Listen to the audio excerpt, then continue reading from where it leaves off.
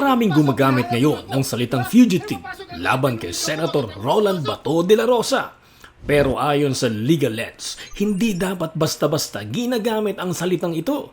Dahil sa batas, hindi sapat ang headline, hindi sapat ang aligasyon, at hindi sapat na may international warrant para automatic na tawaging fugitive under Philippine law ang isang tao. Ayon sa batas ng Pilipinas, sa Article 3, Section 2 ng 1987 Constitution, malinaw, walang warrant of arrest na dapat ilabas maliban kung may probable cause na personal na dinidetermine ng isang judge. Ibig sabihin, sa ordinaryong criminal process sa Pilipinas, kailangan ng korte at hukom bago magkaroon ng valid arrest warrant.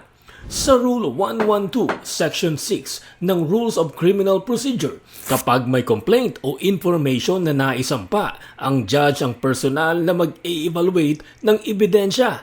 Kung may probable cause, saka pa lang siya maglalabas ng warrant of arrest.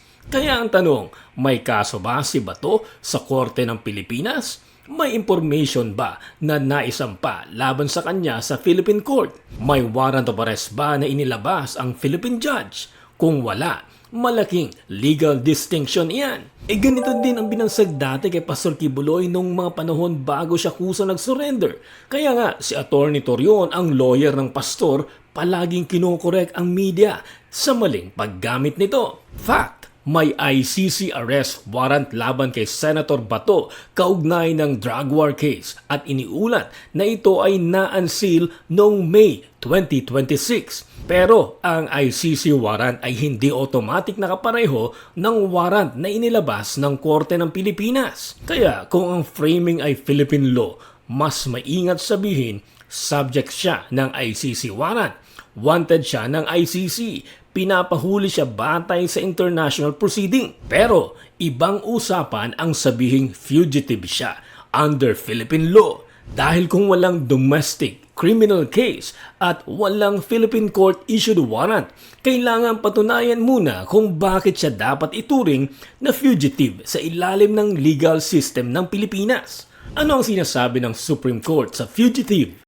Noong 2025, naglabas ang Supreme Court ng paglilinaw. Ang isang accused ay karaniwang itinuturing na fugitive from justice kapag hindi siya humarap sa korte kung required by law, rules o court order. Mas malinaw ito kapag umalis siya ng Pilipinas habang alam niyang may information na naisampa sa korte at may warrant of arrest na inilabas laban sa kanya.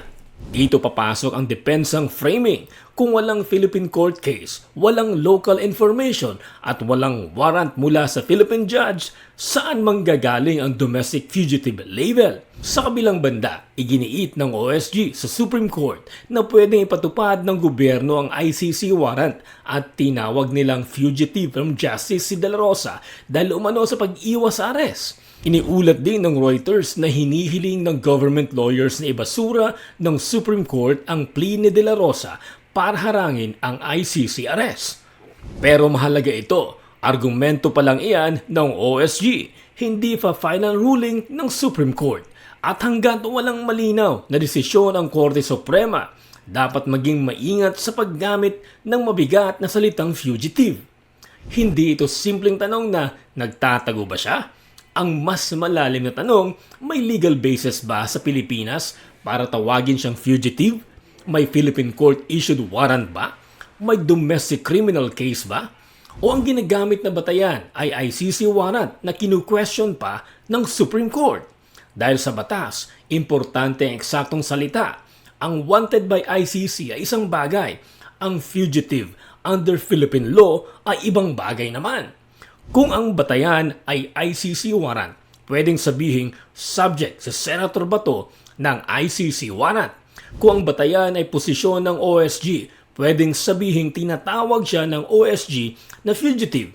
Pero kung ang claim ay fugitive siya sa ilalim ng batas ng Pilipinas, dapat may malinaw na basihan, domestic case, court process, at warrant mula sa Philippine judge. Hindi porket may ICC warrant, automatic fugitive na sa ilalim ng Philippine law.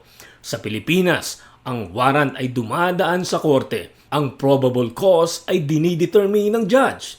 At ang label na fugitive ay hindi dapat galing sa headline. Dapat galing sa batas.